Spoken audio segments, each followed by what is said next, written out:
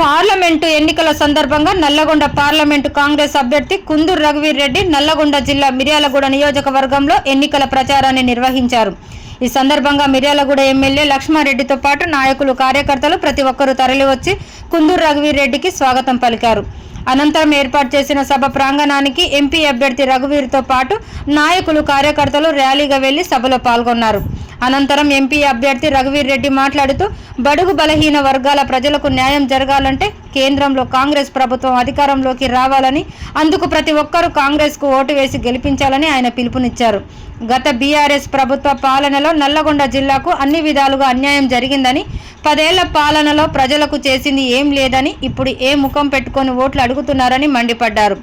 అదేవిధంగా BJP party ఓట్ల కోసం మత విదేశాలను రెచ్చగొట్టి రాజకీయ లబ్ధి పొందాలని చూస్తుందని, దీనిని ప్రజలు గమనిస్తున్నారని, రాబోయే ఎన్నికల్లో ప్రజలు టీఆర్ఎస్, బీజేపీ పార్టీలకు గుణపాఠం చెప్పాలని పిలుపునిచ్చారు. ఈ పార్లమెంటు ఎన్నికల్లో కాంగ్రెస్ జెండా ఎగురవేయడం ఖాయమని ఆయన ధీమా వ్యక్తం చేశారు. భారతదేశంలో ప్రజాస్వామ్య వ్యవస్థలని, సంస్థలని విచ్ఛిన్నం చేసింది, బలహీనపరిచింది నరేంద్ర మోదీ బీజేపీ ప్రభుత్వం మనం చేస్తున్నారు. పార్లమెంటు వ్యవస్థ బలహీనపరిచింది, మీడియా వ్యవస్థని ఒత్తిడికి తలొక్కే విధంగా చేసిండ్రు. ప్రజాస్వామ్యం కాపాడే అన్ని వ్యవస్థలకి బీజేపీ ప్రమాదకరం అని చెప్పి మనం చేస్తున్నాం. ఈరోజు కొంత ఆత్మ సంతృప్తి మనం చేస్తున్నాం. ప్రియమైన మిర్యాలగూడ కార్యకర్తలారా, మీరు చెప్పిన ప్రతి అంశం పార్లమెంట్ లో మీకు గలం విప్పాను. మిర్యాలగూడ రైల్వే స్టేషన్ కొంతమేరకు ఇంప్రూవ్ చేసినాం. మిర్యాలగూడలో వందే భారత్ ట్రైన్ మీ కోరిక మేరకు ఇక్కడ ఆపించిన అని చెప్పి కూడా మనం చేస్తున్నాం. చాలా రైళ్లు ఇక్కడ పోయి వచ్చిపోయే రైళ్ళని అంతకుముందు మిర్యాలగూడ స్టాప్ లేకుంటే మీతోని, మీ స్థానిక నాయకులతో రిప్రజెంట్ చేసి మిర్యాలగూడ రైల్వేలో మార్పు తీసుకొచ్చినాం. ఈ రోజు నేను గర్వపడి చెప్తున్నా, తమ్ముడు, ప్రియ మిత్రులు కుందూరు రఘువీర్ రెడ్డి గారు నాకంటే మెరుగైన పార్లమెంట్ సభ్యుడు అయితారని చెప్పి మనం చేస్తున్నా. దొంగబద్దాలు ఆడం చెప్తే చెప్పేదే మనం చేసేదే చెప్తాం తప్ప దొంగ మాటలు మాట్లాడే అలవాటు లేదు కేసీఆర్ లాగా. కేసీఆర్ గారు సరంగం దగ్గర కూడా కుర్చీ చేసుకొని కూర్చుని కంప్లీట్ చేస్తా అన్నాడు. కుర్చీ లేదు, కేసీఆర్ లేడు. ఆఖరికి కుర్చీ పోయింది, కట్టెపట్టుకొని తిరుగుతుంది తప్ప ఒక్క పని కూడా మన నల్గొండ జిల్లా చేయలే. అందుకని ఆ నల్గొండ జిల్లాలో సాగు తప్పి కన్నులోట పట్టబడినట్టు మన ఒక దరిద్రుడు ఉన్నాడు. జిల్లాకు 10 ఏళ్ళు మంత్రిగా ఉండి 5 రూపాయలు పని చేయలేవాడు. 3 మీట్లు ఉంటాడు చూస్తానికి. 3000 ఓట్లతో గెలిచి వాడు మా మీద మాట్లాడుతున్నాడు. 6 సార్లు గెలిచి ప్రజల కోసం, తెలంగాణ కోసం మంత్రి పదవులు త్యాగం చేసి కొట్లాడి సోనియా గాంధీతో తెలంగాణ తెచ్చుకోవడం. ఆయన రాత్రిపూట ఏం చేస్తారు కేసీఆర్ దగ్గర, నాకు మెజార్టీ ఎంత వచ్చిందో అన్ని ఓట్లు వచ్చినాయి ఆయనకు. అది కూడా దోచుకున్న దొమ్ముకు వచ్చారు కట్టుబడితే, లేకపోతే మా దావన్న గెలిచేవాడు.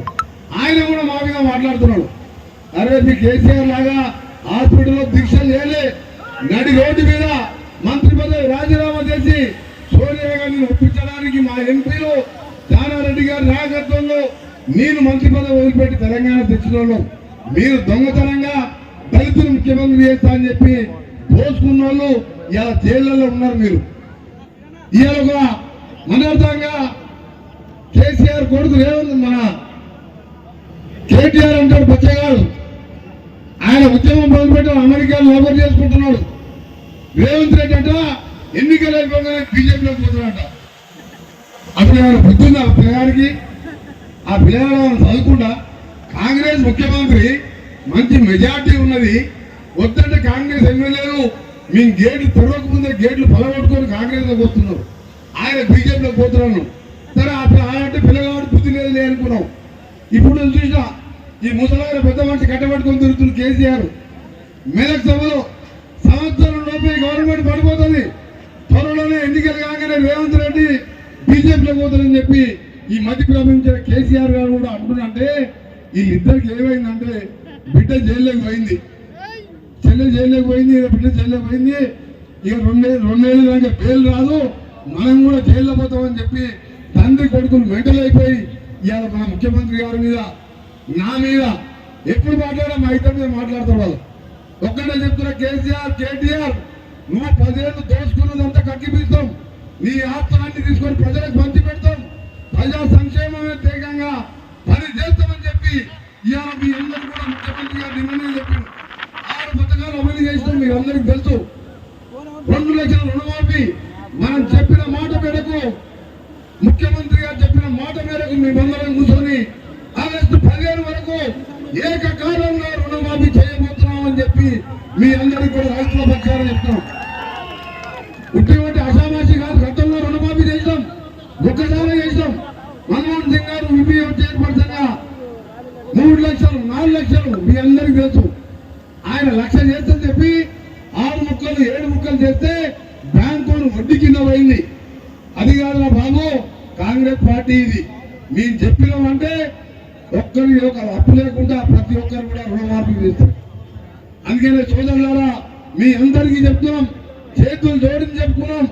ఇవాళ చూస్తున్నాం ఢిల్లీలో చూస్తున్నాం ఏం జరుగుతుందో. తెలంగాణ పరుగు తీసిందో. ఒకవైపు బతుకమ్మ అంటే నిజంగానే మా అక్క చెల్లెళ్ళు బతుకమ్మ ఆడుతుండే ఏదో అనుకుంది. బతుకమ్మ పూలసాటం పార్టీలు పెట్టి బంధు షాప్ పెట్టి ఇవాళ వాళ్ళ బతికెట్లేదు. తెలంగాణ పరుగు తీసిందా లేదా? జైల్లో కూర్చొని మాట్లాడుతున్న రోజు ఒక రోజు అలా ఇన్ని రకాల రోగాలు ఉన్నాయి. ఒకసారి నా కొడుకు ఎగ్జామ్స్ ఉన్నాయి. ఇవాళ ఏమంటుంది వాళ్ళ సీనియర్ చెప్పుకుంటే నేను స్టార్ క్యాంపెయిన్ మా పార్టీకి ప్రచారం చేయాలంటుంది.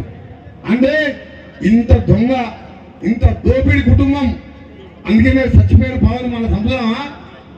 మీరంతా సిద్ధమేనా ఈ పార్టీని గెలిపించడానికి?